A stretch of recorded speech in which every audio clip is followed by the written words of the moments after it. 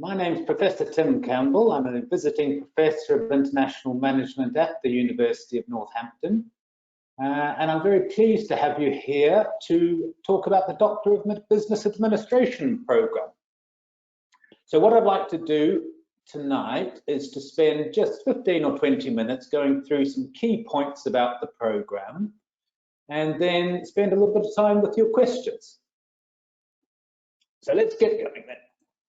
So to begin with, before I start talking about the DBA program, the university itself, the University of Northampton, well, you'll find it in a town called Northampton, which is in England, and is being pointed to by my big arrow there. It's about 100 miles north of London, about an hour by train, and it's an old historic town. And right in Northampton, you will find the University of Northampton, which is right in the city centre now, very close to the city centre now. It used to be on the outskirts, but the university built an entirely new campus that opened just a few years ago now, and it's now on this lovely site, very close to the city centre. In fact, if I go back to my first picture, that's just one picture of it there, of what the campus looks like. And on that campus, you'll find why I've taken a photo of this building.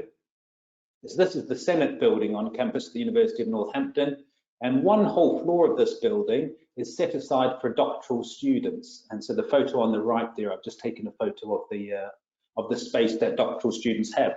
So anytime you are actually on campus at the University of Northampton, there's always a place for you to be and to do your work. The university itself, you would have had a look at the university's website, so I'm not going to mention much here, except to say that education in Northampton dates back to the 13th century, but the modern origins of the universities date back about 100 years, and it's got around about 14,000 students and 1,500 staff. So that gives you an idea just of the sort of size of the university. But as I say, lots and lots of information on the university's own website, all about the university and its history. Because what we're here to talk about, of course, is the DBA program, the Doctorate of Business Administration program. So to begin with, the question that I most often get is, well, what actually is a doctorate? Well, a doctorate's called a terminal degree, which means it's usually considered the highest degree that you can obtain. It usually goes a bachelor's, a master's, and then a doctorate. Now, there are some exceptions to that, but generally speaking, for example, there are some postdoctorate certificates and things, but generally speaking, that's the way it goes: bachelor's, master's, and then up to the doctorate level. And when you get to this doctorate level, there are two types of doctorates. One type of doctorate is for those people who are primarily engaged within a profession. So we call these professional doctorates. So for example, if you're a medical professional, you'll do a doctorate, you'll do an MD, which is a doctorate for medical professionals. There's also doctorates for engineers, you can do a doctorate in education, doctorate in pharmacy, all sorts of these different types of doctorates that are for people in particular professions. And of course, the professional doctorate for business and management people is the DBA, the Doctor of Business Administration. So professional doctorates for people who are primarily engaged within a profession, whereas research doctorates, which are the other type of doctorates, are for those who are primarily engaged with academic research. And the most well-known of the research doctorates are PhD programs, Doctors of Philosophy. And somebody could come from any background at all and do this, but this is primarily engaged in developing new knowledge, research doctorate. So we have these two types, but they are academically equivalent at UK universities. They are on exactly the same level, and they're actually quite similar.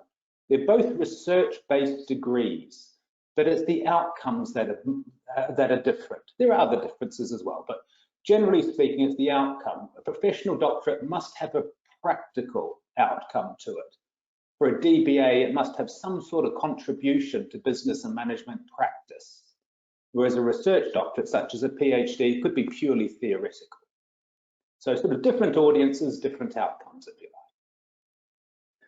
And of course, they both confer upon the bearer the title doctor. Once you finish your doctorate, you can officially call yourself a doctor.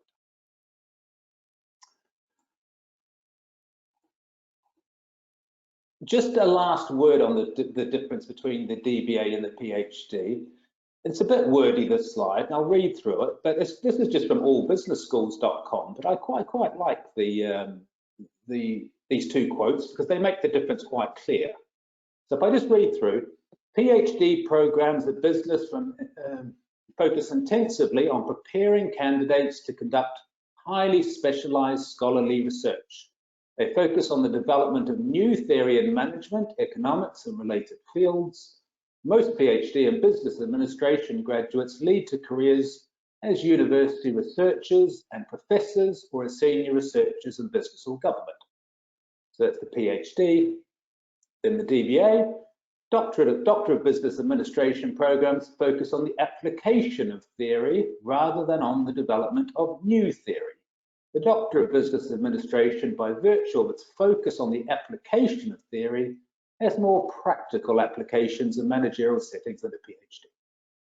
So it just gives a nice, it gives a general difference between the two, but it's not quite that cut and dry. For example, I've worked in universities in UK and other places around the world where we've had people with DBA degrees and they're full-time, they're full-time academics. And of course, I've worked in industry as well with people who've got PhDs. So, it's not a cut and dry rule, but you see what the difference is.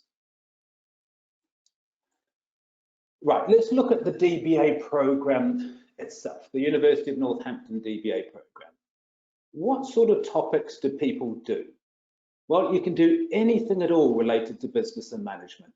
So it could be strategy, HRM, social responsibility, business ethics, innovation, anything, whatever it might be, as long as it has some practical application to business and management. And on this slide here, I've just given some examples. These are from our current and some students who have now finished of some of the DBA topics that they've done. And you can see it's a real mix, isn't it? Got a critical examination of a performance management system, leadership styles and employee performance, an assessment of corporate governance in the public sector, assessing the value chain in the manufacturing business, reasons for investing in high-tech startups, resolving project conflicts, perceptions of luxury goods in the UAE, and one of my students who looked at knowledge transfer and management training. So you see there's a whole different range there, isn't it, from finance to public sector to organizational behavior and all sorts of things. Project management. So anything business and management has the potential to be a DBA topic. The program itself, and I'm very pleased to see, you'll see on the top of my slide there, that we are back to face-to-face workshops, which is fantastic. This is the first time since before COVID. Of course, when COVID came along, we had to switch to virtual workshops. But for Intake 14, we're back to these face-to-face workshops. The very first workshop is scheduled for the 10th to the 13th of November, and that's when you'll come. The first day, on the 10th, you'll do the induction, and the next 3 days, you'll do the Principles of Research module. And then about 2 or 3 months later, I think it's about March, the full timetables are out, so your academic consultant at Stafford, I'm sure, has given you the timetable. But about 2 or 3 months later, you come back, you do the next module, same thing, 2 or 3 months later, the next module, etc. Until you've made your way down and you've done those first 6 modules. The first and the last of them are 4-day workshops, and Thursday to Sunday, and the 4 in the middle are 3-day workshops, Friday to Sunday. And these workshops will be taught in the United Arab Emirates. The details of where they're being taught and all that, please check with your academic consultant at Stafford. So once you do those first 2 years, which are what we call the taught modules, they give you all the information you need to then move on to the second 2 years, which is where you do your professional research or where you do your thesis. And when you get to the thesis stage, you have 3 supervisors essentially. You have a director of studies, a first supervisor, and a second supervisor who help you through that. So it's a 2+2 model. 2 years taught, 2 years you do your actual research. The types of assessment that we use in those first 2 years, just depends on the module. There are all sorts of different things. Could be essays, seminar presentation and debate, portfolio, research report, reflective report. You do another research proposal. I know you do one to get onto the program, which is just an initial, very broad one. But by the end of the 2 years, you do a far more detailed one. And you also do a practice, at the thesis stage, how you're actually assessed is you do a viva voce, which is an oral examination. And that's how your thesis is assessed. So a variety of different methods, assessment methods, which depends on the module. And that thesis there is assessed by a 40,000-word thesis. And as I mentioned, your oral examination, which you do have to go to the University of Northampton to do that. All the other times, all your modules are taught in the UAE, but that for your thesis, for your examination, your viva voce, you do need to be in Northampton. There's lots and lots of support for the program. There's the international DBA program leader who you would meet at the interview stage. Every tutor has its own every module rather has its own tutor, expert tutor. As I mentioned, you have a director of study and 2 research supervisors for the thesis. There's Northampton and local administration. The virtual learning environment we use is called NILE, Northampton Integrated Learning Environment.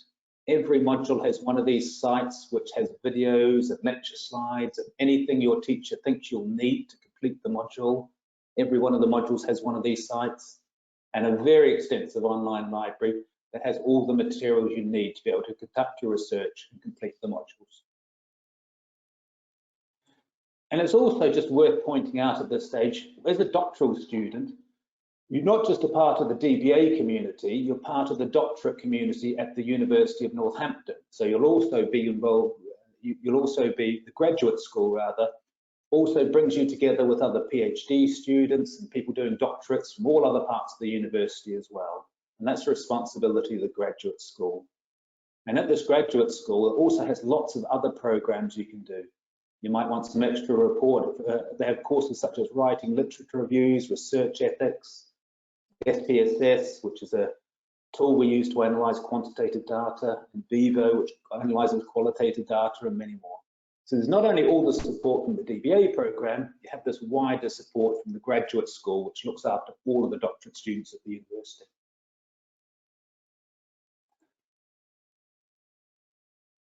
All right, so the entry requirements, you normally should hold a master's degree in a business-related subject completed within the last 10 years. Ideally, if it's longer than that, as long as you show that you have done some courses and things over the years to keep your knowledge current, that would also be okay. Have a minimum of 5 years work experience, at least some of which should be at senior level, and be employed in a leadership management role capable of supporting the achievement of the program outcomes. So essentially everyone on the program does work. They tend to be in mid-level and senior level positions. To apply, the first of these are fairly standard: CV, personal statement, references, degree certificates and transcripts. Evidence of language ability, you only need to give if you're asked for. If your master's is in English, then you wouldn't be, but if you're asked for, you might need to provide it. And then once you submit all of that, plus the research proposal, which I'll talk about a bit more about in a moment, and as long as you get past the first stage and it looks okay, you'll be invited for an interview with the DBA program leader and somebody else, often the deputy program leader, and then that interview will ask you all about why you're applying for the program. It'll ask you about all the different documents you've submitted for your application, but mostly it'll focus on your research proposal. So as I say, just a bit more about this research proposal. Firstly, before I say a bit more about what goes in it, why do we ask for a proposal at this stage? Well, there's 3 main reasons. Firstly, the university wants to know if the applicant is capable of studying at doctoral level. As I say, it is the highest level of academic work, and you need and applicants need to have the ability to be able to successfully complete at that level. And the research proposal gives an indication of that. The second thing we're looking for is, does the proposed research fit with the nature of a DBA, i.e. does it have practical outcomes? Is it in a business and management subject area? These types of things. And the third one's usually not a problem, but we also need to make sure that the university has an appropriate supervisor. And sometimes we do get proposals that are in a very specific area. And if that's the case, we simply may not have somebody, or the university may not have somebody to supervise. But generally that doesn't happen. Usually, all the university has supervisors in all the usual subject areas. It's just if something is very specialized that comes in, that might be an issue. So what should be, so what do the Northampton team look for in these proposals? As I say, they'll look for, can it make a practical contribution to business and management? Can the applicant reference using the Harvard method? Can the applicant write a brief literature review and cite some authors in the field? Do they have a basic understanding of research methods? And as I put down the bottom of this slide, all business and management master's graduates should already have these skills, so they shouldn't be too daunting for you. Just a couple of other things before I tackle the questions. Program fees, have a look at the Stafford Global website for the current fees because they can differ between intakes. So I want to make sure you get the most current fees. But you will notice it's very reasonable for a doctorate program, very reasonable for a taught doctorate program, where the faculty are actually all flying in from Northampton to teach. So why should you do a DBA at Northampton? It's an investment in your future, both an academic and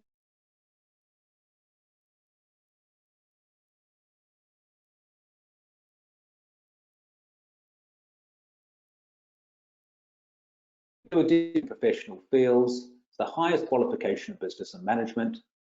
You'll contribute to international support and workshops from leading international faculty. And a final word from me, completion of the Northampton DBA will set you apart as an expert able to lead and manage at the highest levels. You'll have made a unique contribution to your field and developed outstanding analytical, critical, creative, and reflective skills so needed in today's business world. The completion of the doctorate journey is really something that you'll remember and you'll feel proud of for the rest of your life, no doubt about it. All right, I think I'm about bang on time. Yes, sir. So the best way to handle these questions is to use your question box there. I'm going to bring them to the middle of my screen and let me take them one by one. Okay, so my first question is, can this program be completed in 2 to 3 years? No, it can't. It does take 4 years. 2 years taught, 2 years for the thesis, and you will need that time. It's important not to try and rush things. I mean, technically you could try and get your thesis done faster, but there would be no point in doing so. The key thing is to make sure that you pass and you do it well. So no, you need to look at taking those full 4 years. I completed my master's degree in engineering. Will it be accepted? Usually we look for business and management master's degrees, but if you have lots of experience in business and management, it's possible that that may be okay. So it'll be well worth talking to your academic consultants about that. Will I be able to meet my supervisor face to face? You will. Your supervisor, so this is when you get to the thesis stage, you have a director of studies, first supervisor and a second supervisor. Director of studies is from full-time from the University of Northampton, first supervisor is from the University of Northampton, second supervisor is from somewhere else, perhaps a different UK university, but it'll be somebody who has an understanding of the local context, depending on where you are. Now, you may or may not live close enough to these people to meet face to face, but it really doesn't matter. We have all of our meetings using Zoom or Teams or something like this, and it works absolutely fine. And of course, a lot of it as well is getting work done chapter by chapter, which you'll email to your supervisors and they comment on. So it works very well for you. So you may meet up face to face, but there's no real need to do so.